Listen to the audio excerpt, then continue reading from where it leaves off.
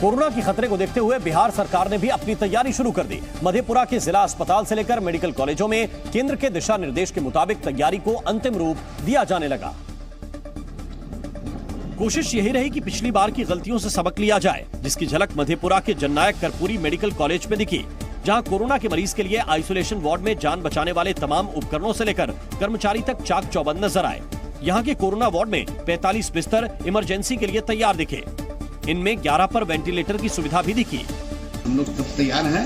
जब 3 फेज हम लोग झेल लिए हैं, जंग जीत लिए हैं, तो चौथा भी हम लोग आएगा तो उसके लिए भी हम लोग तैयार हैं। पटना में पूर्व प्रधानमंत्री अटल बिहारी वाजपेयी को श्रद्धांजलि देने से जुड़े एक कार्यक्रम में शामिल होने पहुंचे मुख्यमंत्री नीतीश कुमार ने दावा किया कि कोरोना के खतरे को देखते हुए अस्पतालों में हर तरह के इंतजाम के साथ ही जांच और वैक्सीनेशन पर जोर दिया जा रहा है। कुछ भी हुआ देखे करते हुए जांच करवा रहे हैं। अभी तक ऑलमोस्ट हर दिन लगभग 45-50 हजार का जांच जरूर हो जाता है। और टीका कोरोना के खतरे को देखते हुए सरकार ने विदेश से आने वालों की निगरानी बढ़ा दी। सरकार ने अगर ऐसा किया है तो इसकी बड़ी वजह है असल में कोरोना प्रभावित देशों से आने वालों के इन्फेक्शन के साथ देश लौटने का डर। और ये डर तब सच साबित होता दिखा जब आगरा में कोरोना पॉजिटिव एक मरीज मिला। पता चला कि 2 दिन पहले ही ये व्यक्ति चीन से लौटकर आया था। बीमारी के लक्षण दिखने के बाद पीड़ित ने एक प्राइवेट लैब में कोरोना टेस्ट कराया, जिसके पॉजिटिव आने के बाद सैंपल को जीनोम सीक्वेंसिंग के लिए भेज दिया गया। जाहिर है शहर में पहला केस मिलने के बाद लोगों की चिंता बढ़ गई। कोरोना से बचने और इसकी रोकथाम के लिए सरकार से लेकर प्रशासन तक ने लोगों से बूस्टर डोज लेने की अपील की है। लेकिन यहाँ के जिला अस्पताल में कोरोना की वैक्सीन ही उपलब्ध नहीं। वैक्सीन नहीं होने की वजह से बूस्टर डोज लेने के लिए पहुंचे कई लोगों को निराश होकर लौटना पड़ा। हालांकि अस्पताल प्रबंधन का दावा है कि बूस्टर डोज को लेकर लोगों की उदासीनता की वजह से वैक्सीन की सप्लाई कम हो गई थी, जो जल्द ही मांग के मुताबिक हो जाएगी। सर कुछ लोग लगवाने भी कम आ रहे थे, तो उस पर मेरे को लगता है कुछ सप्लाई भी कम आई थी। तिहाड़ जेल में बंद दिल्ली सरकार के मंत्री सत्येंद्र जैन की निगरानी बढ़ा दी गई है।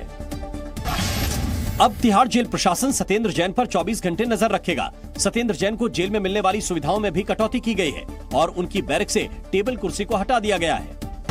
एलएसी पर चीन का दम निकालने के लिए भारतीय सेना चौतरफा तैयारी कर रही है। मेघालय में भारत और कजाकिस्तान की सेना ने सैन्य अभ्यास किया। संयुक्त युद्धाभ्यास में बिना हथियार निहत्थे लड़ने की प्रैक्टिस की गई। 23 दिसंबर को सिक्किम हादसे में शहीद लांस नायक लोकेश कुमार का आज अंतिम संस्कार किया गया। यूपी के मुजफ्फरनगर में शहीद की अंतिम यात्रा निकाली गई, जिसमें हजारों लोग शामिल हुए। रीवा में लड़की को बुरी तरह पीटने वाले आरोपी युवक की गिरफ्तारी कर ली गई है। पुलिस ने आरोपी को यूपी के मिर्जापुर से गिरफ्तार किया। कल लड़की के साथ मारपीट का वीडियो सोशल मीडिया पर वायरल हुआ था। बिहार के मोतिहारी में ईंट भट्टे में हुए विस्फोट में मरने वालों की संख्या 9 पहुंच गई है, जबकि कई लोग अभी अस्पताल में भर्ती हैं, जिनकी हालत नाजुक बनी हुई है।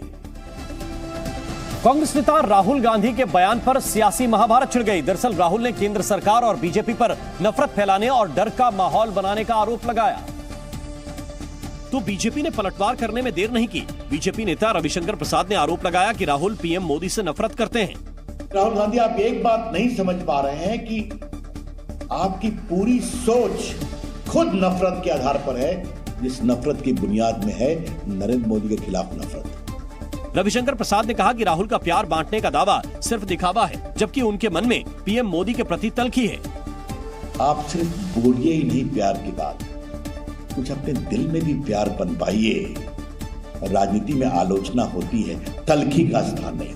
वहीं बीजेपी प्रवक्ता सुधांशु त्रिवेदी ने राहुल पर शायराना अंदाज में वार किया। राहुल गांधी जी के लिए न मैं किसी का हबीब हूँ, न मैं किसी का रकीब हूँ। जो बिगड़ गया वो नसीब हूँ, जो उजड़ गया वो दयार हूँ, जो किसी के काम न आ सका वो मैं एक मुश्ते गुबार हूँ। दरअसल राहुल गांधी ने दिल्ली पहुंचने पर शनिवार शाम लाल किले के सामने एक जनसभा की, जिसमें पीएम मोदी और बीजेपी के खिलाफ कई गंभीर आरोप लगाए और दावा किया कि सरकार की डोर किसी और के पास है। पूरा हिंदुस्तान जानता है भाइयों और बहनों, ये नरेंद्र मोदी जी की सरकार नहीं है, ये अंबानी अदानी की सरकार है। राहुल ने आरोप लगाया कि बीजेपी 24 घंटे डर फैलाने की कोशिश करती रहती है। तो शिव जी कहते हैं डरो मत, हिंदू धर्म कहता है डरो मत, और ये लोग 24 घंटा इस देश में डर फैलाने की कोशिश करते हैं। राहुल के डर फैलाने के आरोप पर भी बीजेपी ने पलटवार किया। बीजेपी के प्रवक्ता सुधांशु त्रिवेदी ने पुराने दिनों की याद दिलाते हुए कांग्रेस पर सच्चाई से भागने का आरोप लगाया और चश्मा उतारने की सलाह दे डाली। बम फूटते थे, आतंकवादी घटनाएं होती थी, तब डर नहीं लगता था। आज डर लग रहा है। ऐसी नजर रखने वालों के लिए तो मैं कहूंगा नजारा बहुत बदला हुआ है। चश्मा उतारो फिर देखो यारों, दुनिया नई है, चेहरा बड़ा। हालांकि विपक्षी दलों ने राहुल के बयान का समर्थन किया और इसे आम लोगों का दर्द करार दिया। जहर है फिजा में, मुश्किल हो गया है लोगों का एतबार से एक दूसरे के साथ रिश्ता कायम करने में। ये क्या हो रहा है? ये चिंता का विषय है। सिर्फ राहुल जी कह रहे हैं इसलिए नहीं, ये सरकार के लिए भी होना चाहिए। दक्षिण अफ्रीका के जोहानिसबर्ग में एक टैंकर में जोरदार धमाका हुआ। इस हादसे में 9 लोगों की मौत हो गई, जबकि करीब 50 लोग घायल हो गए। विस्फोट उस वक्त हुआ जब एलपीजी से भरा टैंकर एक पुल के नीचे से निकल रहा था। हादसा इतना जोरदार था कि दूर तक आग और धुएं का गुबार दिखाई दिया। इस दौरान आसपास के इलाकों में अफरा तफरी मच गई और लोग भागते हुए दिखाई दिए। अधिकारियों के मुताबिक ट्रक का ऊपरी हिस्सा निचले पुल को तोड़ता हुआ निकल गया, जिससे आग की लपटें उठी और विस्फोट हुआ। धमाके के कारण आसपास की इमारतों को भी नुकसान पहुंचा।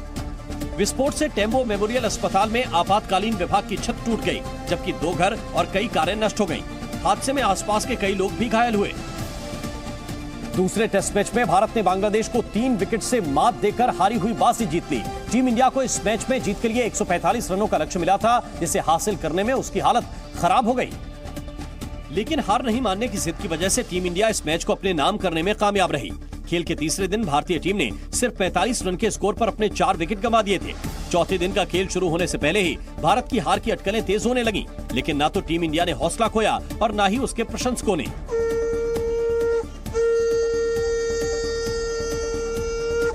प्रशंसक जीत का बिगुल बजाने के साथ ही मैदान में उतरने वाली टीम का हौसला बढ़ाते दिखे। लेकिन खेल शुरू हुआ तो विकेटों का पतझड़ भी शुरू हो गया और एक समय भारत के 74 रनों पर 7 विकेट गिर गए, पर क्लाइमेक्स अभी बाकी था।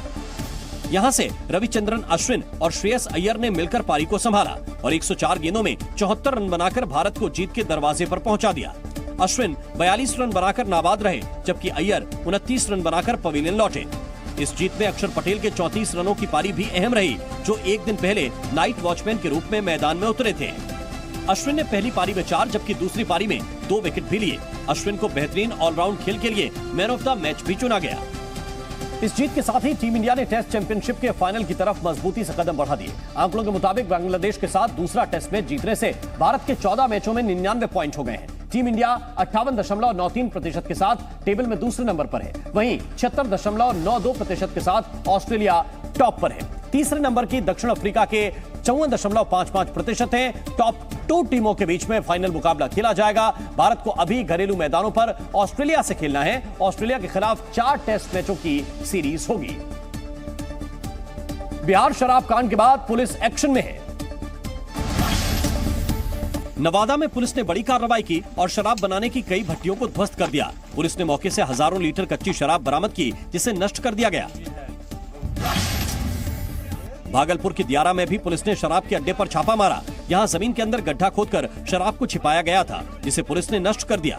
जिन ड्रमों में शराब को भरकर रखा गया था, पुलिस ने उन ड्रमों को भी आग के हवाले कर दिया। हरियाणा के कुरुक्षेत्र में एक एम्बुलेंस में ड्रग्स मिलने से हड़कंप मच गया। पुलिस ने 80 किलो डोडा के साथ 2 आरोपियों को गिरफ्तार कर लिया। एलओसी के पास भारतीय सेना ने सर्च अभियान चलाया। सेना ने 8 AK-47 rifle, 12 made in China पिस्तौल के साथ भारी मात्रा में गोला बारूद बरामद किया। सेना को अंतर्राष्ट्रीय सीमा पर कुछ गुब्बारे भी मिले, जिसमें आई लव यू पाकिस्तान लिखा था। यूपी के बुलंदशहर में 20 परिवारों के करीब 50 लोगों ने धर्म परिवर्तन किया। बीजेपी की खुर्जा विधायक मीनाक्षी सिंह ने हिंदू धर्म अपनाने वालों से मुलाकात की और उनका जोरदार स्वागत किया।